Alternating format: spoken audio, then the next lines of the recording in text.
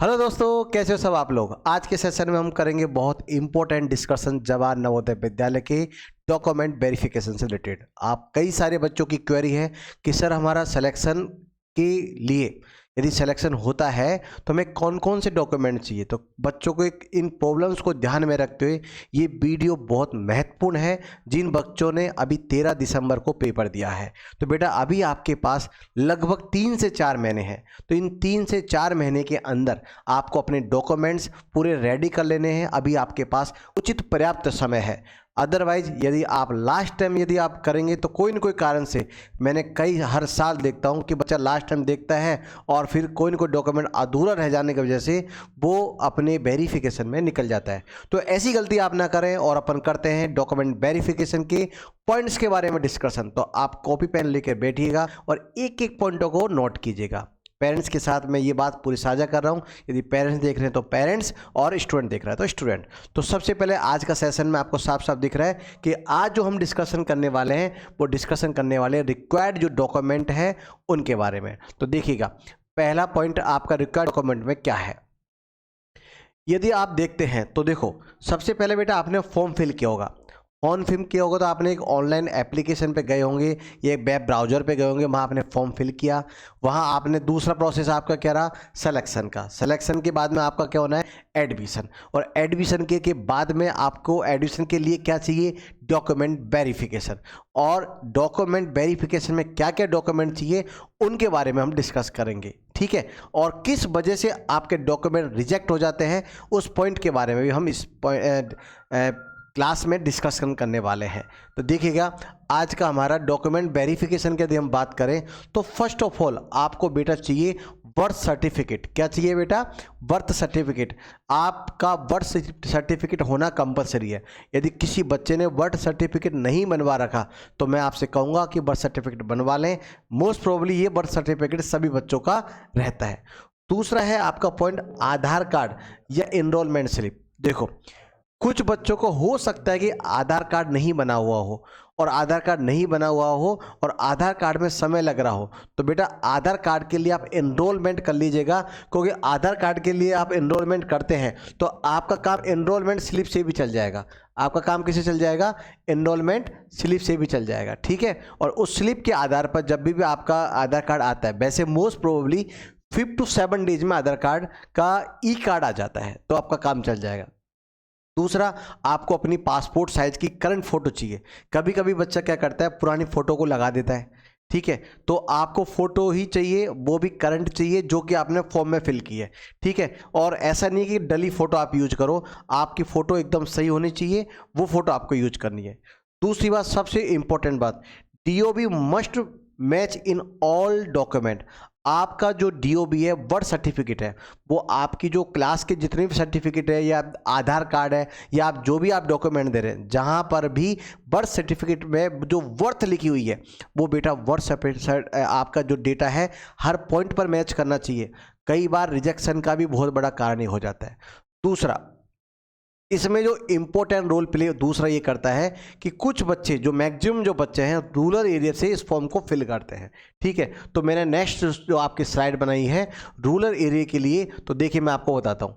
Residence and rural proof. यदि आप rural proof की हम बात करें तो आपका एक रेजिडेंस सर्टिफिकेट भी लगेगा। अब आप बोलेंगे सर ये रेजिडेंस सर्टिफिकेट क्या होता है। बेटा ये रेजिडेंस सर्टिफिकेट का मतलब है आप जहाँ रह रहे हैं, आपका जहाँ जो कोर्ट लगता है, जो तहसील लगती है, वहाँ तहसीलदार आपका ये प्रमाण देता है कि आप यहाँ रहते हैं। तो वहाँ तहसीलदार से हमको ये रेजिडेंस सर्टिफिकेट मिलता है, या तहसीलदार नहीं तो एसडीएम, दोनों के यदि साइन है तो आपको इस चीज़ की मान्यता मिली है कि आप इस डिस्ट्रिक्ट में इस गांव में रह रहे हैं, ठीक है।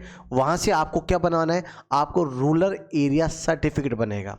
दूसरी बात, क्लास 3 से लेकर क्लास 5 तक जहाँ जिस स्कूल में आप पढ़े हैं उस स्कूल का भी आपको प्रूफ की आवश्यकता रहेगी। कौन से क्लास के लेकर, क्लास 3, 4 और 5 तीनों क्लास के प्रूफ आपको चाहिए। ध्यान रखना, बार बार रिपीट कर रहा हूं कि आपका रूरल सर्टिफिकेट वेरी इंपॉर्टेंट है, क्योंकि 75% जो आपका रिजर्वेशन रहता है वो बेटा रूरल सर्टिफिकेट वजह से ही आपको एंट्री मिलेगी। क्लियर, ठीक है। अब देखो, अब हम बात करते हैं स्कूल्स के डॉक्यूमेंट्स की बात करते हैं। तो बेटा स्कूल के डॉक्यूमेंट की बात करें तो आपको पहली बात स्कूल के डॉक्यूमेंट के पॉइंट ऑफ व्यू से देखें तो आपको चाहिए बोनाफाइड सर्टिफिकेट। क्या चाहिए बेटा? Bonafide certificate. बोनाफाइड सर्टिफिकेट बाद में स्टडी सर्टिफिकेट क्लास 3 से लेकर 5 तक का। अच्छा, इस स्टडी सर्टिफिकेट का मतलब क्या है बेटा? स्टडी सर्टिफिकेट का मतलब है जो क्लास 3 की मार्कशीट है, क्लास 4 की मार्कशीट है, क्लास 5 की जो मार्कशीट है वो मार्कशीट आपको चाहिए। उसके बात करें तो अपन government and recognise school proof, और वो जो स्कूल होना चाहिए वो गवर्नमेंट के द्वारा रिकॉग्नाइज होना चाहिए, गवर्नमेंट अप्रूव होना चाहिए। कभी इस बात का जरूर ध्यान रखना, यदि गवर्नमेंट अप्रूव्ड ही नहीं है स्कूल तो आपकी क्लास 3, क्लास 4, क्लास 5 आपने जिस स्कूल से पढ़ी है और गवर्नमेंट वो अप्रूव्ड नहीं है तो वो बच्चा भी जवाहर नवोदय विद्यालय में सिलेक्शन के बाद डॉक्यूमेंट वेरिफिकेशन से निकाल दिया जाता है। क्या आपको ये बात समझ में आ गया? तो स्कूल से रिलेटेड जो डॉक्यूमेंट्स है वो आप ये तीनों पॉइंटों को नोट कर लीजिएगा, राइट। अब नेक्स्ट बात करते हैं, यदि आप कैटेगरी में आते हैं, कैटेगरी का आने का मतलब आप ST, SC, OBC या EWS जिस भी आप कैटेगरी में आते हैं, यदि उस कैटेगरी में आप आते हैं तो कैटेगरी का सर्टिफिकेट चाहिए, वो भी आपको सेंट्रल लेवल का। कैटेगरी का सर्टिफिकेट कौन सा चाहिए? सेंट्रल लेवल का, ठीक है। तो मैंने मेंशन किया है SC, ST और OBC, ठीक है। OBC में नॉन क्रीमी लेयर या और इनकम सर्टिफिकेट मतलब आपका इनकम सर्टिफिकेट फादर का चाहिए, ठीक है। और तो ये तीनों सर्टिफिकेट आपकी रिक्वायरमेंट होगी, इन बातों को आपने नोट कर लीजिएगा। इस इनकम सर्टिफिकेट का कैटेगरी से कोई संबंध नहीं है, ठीक है। इनकम सर्टिफिकेट तो सबका एक चाहिएगा। अब हम बात करते हैं स्पेशल कैटेगरी। कुछ बच्चे स्पेशल कैटेगरी में होते हैं। अच्छा, इस स्पेशल कैटेगरी का मतलब क्या है? स्पेशल कैटेगरी का मतलब क्या है? Disability certificate. कुछ बच्चे जैसे कि कोई हाथ से थोड़ा पंग है, कोई आइज वीक है, वो आप सबको पता है। जो लोग इस कैटेगरी में आते हैं तो उनका एक डिसेबिलिटी सर्टिफिकेट बनता है, वो आपको चाहिए होगा।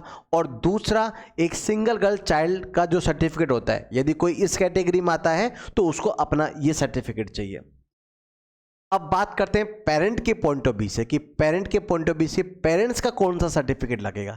तो बेटा पेरेंट्स का जो सर्टिफिकेट लगेगा तो पेरेंट सर्टिफिकेट आपका कौन सा लगेगा? आपकी फादर या मदर, आपके फादर मदर जो हैं उन दोनों का लगेगा आधार कार्ड और उनकी लगेगी पासपोर्ट साइज फोटो। तो ध्यान रखना, आधार कार्ड आपका भी लगेगा, मदर फादर का भी लगेगा, और उनकी भी फोटो चाहिए और आपकी भी फोटो चाहिए। तो मैंने बिल्कुल सब एक एक पॉइंट कैटेगरी वाइज आपको ये चीज़ समझाई है, ठीक है, जिससे कि आपको दोबारा ना कॉल करना पड़े ना किसी अन्य वीडियो पर जाना पड़े।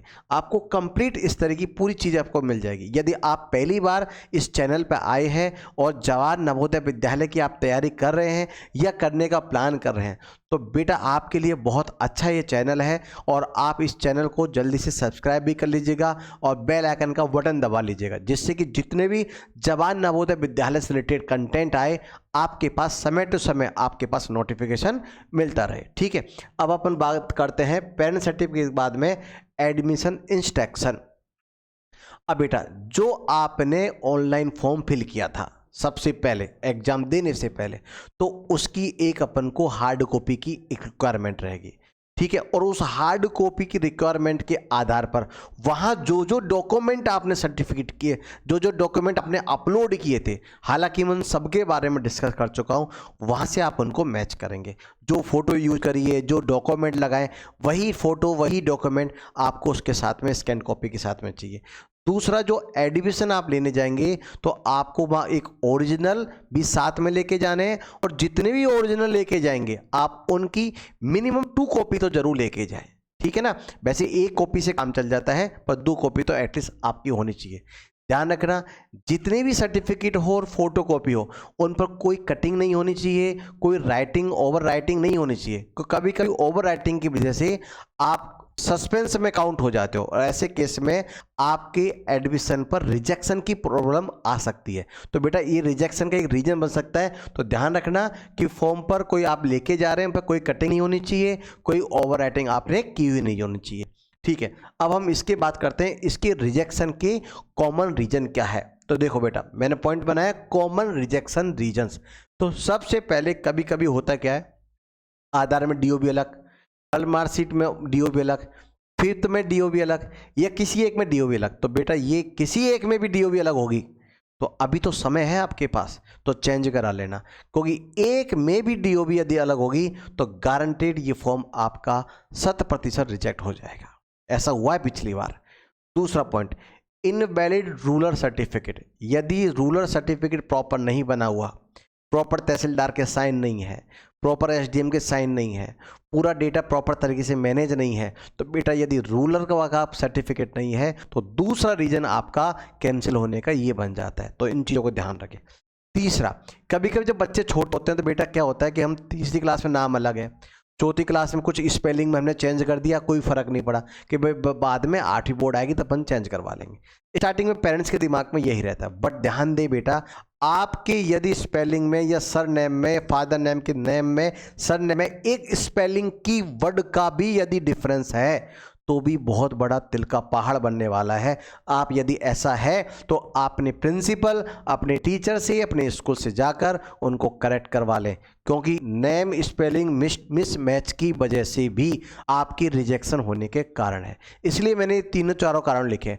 और इनकम्प्लीट डॉक्यूमेंट, तो ये इनकम्प्लीट डॉक्यूमेंट ना रहे इसलिए मैंने आपको कंप्लीट डॉक्यूमेंट की आपको पूरी समरी समझाई है। ठीक है बेटा, अब मैं आपको बात करता हूं पूरे फाइनल टिप की। तो ये सब आपको पॉइंट्स तो मैंने बता दिए कि क्या क्या चाहिए, कैसे कैसे चाहिए। अब आपके पास प्रॉपर समय है बेटा, आज भी यदि आप देख रहे हैं ना तो आप इजीली 1.5 से 2 महीने में सब चीज़ों को बहुत व्यवस्थित तरीके से सेट कर लेंगे। तो पहला पॉइंट क्या हुआ, आप सबसे पहले प्रिपेयर डॉक्यूमेंट अर्ली, मतलब आप जल्दी से जल्दी अपने डॉक्यूमेंट को कलेक्ट कर लीजिए और यूज करेक्ट फॉर्मेट, और उनको एक करेक्ट फॉर्मेट में जमा कर लीजिए। कैसे, आपके ने जो फॉर्म भरा है ना उस फॉर्म की कॉपी निकालो और उसके आधार पर उसकी लिस्टिंग करके उस आधार पर 1 2 3 4 5 एक पूरी फाइल बना लो, जिससे कि आपके पास सब डॉक्यूमेंट तरीके से जमा हो और उनको चेक ऑफिशियल अपडेट रेगुलरली। इसका मतलब क्या है, आपका बुलावा कब आ रहा है डॉक्यूमेंट वेरिफिकेशन के लिए, इसलिए आपकी जो ऑफिशियल साइट है उस ऑफिशियल साइट को आप बार बार समय पे देखते रहे कि आपको कब बुलाया गया है आपके उस डिस्ट्रिक्ट के जवाहर नवोदय विद्यालय में, जहां समय पर आप अपने डॉक्यूमेंट को लेके जाएं और अपने डॉक्यूमेंट वेरिफिकेशन को उचित तरीके से करवाएं। और इसके साथ मैं बोलूँगा, most welcome, thank you, best wishes of your journey for JNV selection, step up पाठशाला की तरफ से। तो यदि आप, मैं फिर वापस बोलता हूं, यदि आपका सपना है JNV में सिलेक्शन लेना और किसी कारणवश से जो बच्चा पहली बार अब तैयारी करने वाला है, तो वो सब बच्चे के लिए बहुत अच्छी एक अपनी YouTube चैनल है। यहाँ आपको आप सुचारू रूप से JNV से रिलेटेड जितनी भी इंफॉर्मेशंस हैं, चाहे पढ़ाई को लेकर, प्रीवियस पेपर को लेकर, सिलेक्शन को लेकर, फॉर्म भरने को लेकर, क्या गलती ना करें, उन सब को लेकर आपको उचित तरीके से दी जाएगी। इसी के लिए जय हिंद, जय भारत, धन्यवाद।